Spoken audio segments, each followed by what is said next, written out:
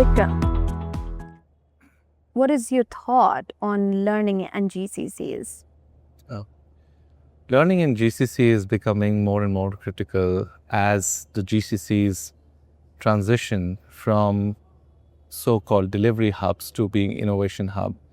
And the GCC leaders and also the headquarter population is starting to realize the importance of how talent is strategic advantage. Yeah. While access to talent in India is at a equal playing field to everybody, what is extremely important is how do they leverage that in the years to come. And they've realized that during the phase or life cycle of any GCC, there are needs that need to be addressed locally, which will help them achieve that strategic advantage. So let me explain what I mean. Yeah. A GCC goes through a life cycle. For example, in year one, their priorities around learning are very unique. For example, effective onboarding of their people, either on a functional topic or just having an understanding about the company, the culture, and also about which industry they operate in.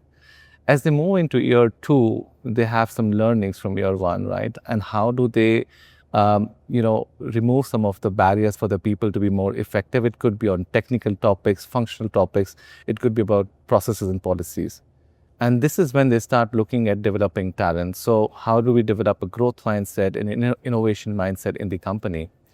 Year three is when companies start looking at developing talent, allowing them to either grow helically into different roles and also exploring possibilities of developing talent for the global transition, which is about setting academies or setting up assessment centers. Right. Now, for GCCs to make sure that they are using the talent to make it a strategic advantage, it is important that there is an embedded L&D team who supports them in this journey every step of the way.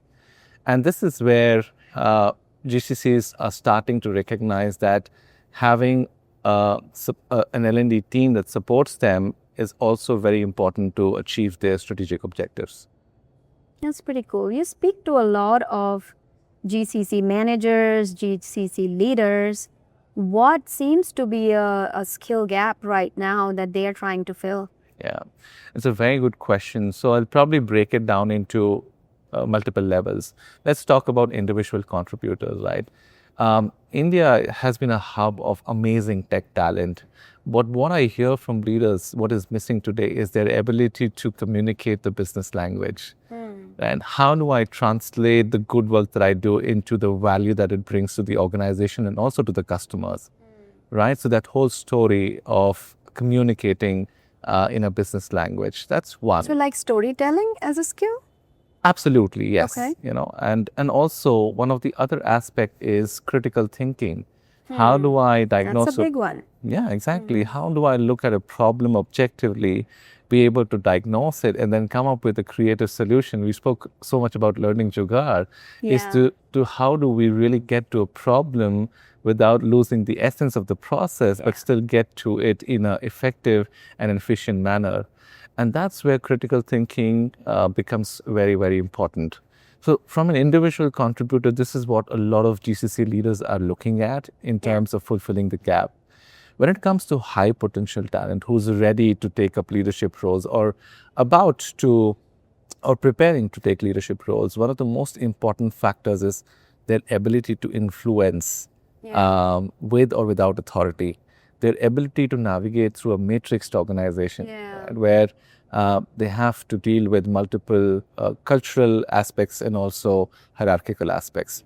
So that is one piece where a lot of companies are willing to invest to prepare the leadership for the future. Yeah. When it comes to existing leaders, what is leadership? What does a role of a manager mean? It's simply to develop people and to deliver results. And how do these managers become better at coaching and mentoring their team members once they have been identified as talent through one-on-one conversations and having those meaningful conversations to help them move the needle? And these are not hard skills to learn. Absolutely not. Right? These are skills that you can, you need to know, for example, like a conflict resolution, right? Like if you have not ever attended a workshop on conflict resolution or not read a book on conflict resolution, you're not going to be good at it. It doesn't come naturally as a skill. Absolutely. But if you've read even one good book on conflict resolution or attended one workshop by ansrsource, it helps. It helps, right? I've seen learners really get transformed after one workshop of practicing it out with a safe coach, right? Like a difficult conversation in a one-on-one meeting with your subordinate could be very difficult if you are learning it on the job. Yeah. Right? And it can leave permanent marks in you, and you're not a bad manager, but nobody taught you Exactly. how to be a good one. I love right? what you say. Exactly. And one of the very important factors that how we partner with organizations is not taking learning as an event. Yeah. Learning is a journey. So from understanding yourself to identifying the framework that I can apply on the job, and then applying it on a safe space, probably with a mentor or a coach, and then being able to take it effectively to the team. So I really like what you said is allowing that framework and being able to practice it with somebody is important. And we like to be that somebody in the learning and development space as we embed ourselves as the learning partners. Yeah, that's amazing.